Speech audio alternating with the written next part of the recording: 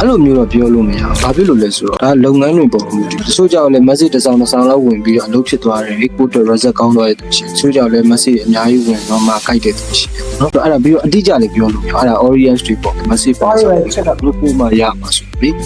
ကျွန်တော်တို့ကကြတော့ reach လောက်ပဲပြောလို့ရတယ်ဥပမာဗျာ$1ကိုကျွန်တော်တို့ပြန်မြလူ1000မြင်တယ်ပေါ့$10ဆိုရင်လူ1000ဒီကိုယ့်ရဲ့ content creation ကောင်းတယ်ဆိုလို့ရှိရင်ဒီလူ1000ထက်လည်းပို့ပြီးတော့မြင်နိုင်တယ်ကိုယ့်ရဲ့ content creation ကမကောင်းဘူးဆိုလို့ရှိရင်တော့အဲ့လူ1000ထက်လည်းနည်းတယ်နော်ဆိုဒါပေမဲ့ပြန်ပြန်အားဖြင့်တော့$ကိုလူ1000ရောက်တယ်လူ1000မြင်တယ်ပေါ့အဲ့ဒါကမှ message ပို့တာရယ် engagement လုပ်တာရယ်ဒါ audience ပေါ့ဒါပါတော့ laptop နဲ့ boost လုပ်တာနဲ့ phone နဲ့ boost လုပ်တာပါကွာလေဆိုတော်ကွာပါတယ်နော်laptop နဲ့ boost လုပ်တာက advanced level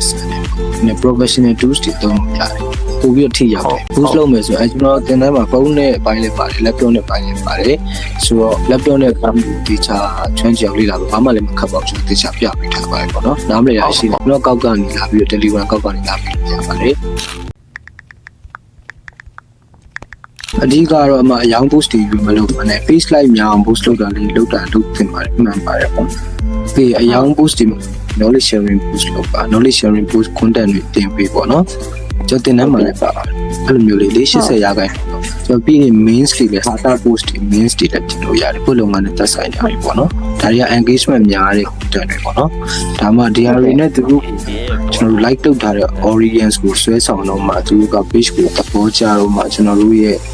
ဒီအယောင်ကြော်ညာ boost ကိုပြလိုက်ပေါ့အဲ့ဒါအယောင်ဝင်နိုင်ချင်လို့ရပါတယ်အယောင် boost တွေပဲဒါရှိပါတယ်ဒီစည်းပါဆိုတော့အယောင် boost တွေပဲအမြင်မတင်ပါနဲ့ပေါ့နော်အဲ့မျိုးအမြင်တင်လို့ရှိရင် audience ကကျွန်တော်တို့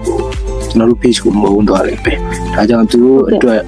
သူတို့ရစီမဲ့ knowledge တွေပေးတဲ့ content တွေများများတင်ပါအခု Hata boost တွေကတခါတလေတင်တာပဲခေါ်ပါတယ်အမြဲတင်လို့မဟုတ်ဘူးအမြဲတင်လို့ကောင်းတာက knowledge sharing boost တွေ content တွေတင်လို့ရတယ်အဲ့လိုမျိုးလေးလုပ်ပေါ့နော်ကိုကဟို page like လေး run ရမယ်ပြီးလို့ရှိရင်အဲ့ knowledge sharing content တွေလည်းတင်ရမယ်အဲ့လိုမျိုး knowledge sharing content ဥပမာတစ်ပတ်ကိုက post က10ခုတင်နေဆိုလို့ရှိရင်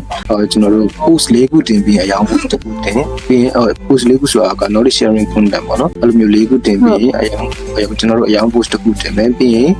knowledge sharing content 4ခုပြန်တင်မယ်ပြီးရင်အယောင် post တစ်ခုတင်မယ်အဲ့လိုမျိုးအချိုးတိုင်းတင်ပေါ့နော်အဲ့လိုမျိုးမှာအဆင်ပြေပြီးရင်အဲ့လိုမျိုးကိုတင်ထားတဲ့အယောင် post တွေတစ်ခုချင်းစီကိုရောင်းရနိုင်မယ်ထင်တဲ့ content post လုပ်ပြီးကြော်ညာပေါ့နော်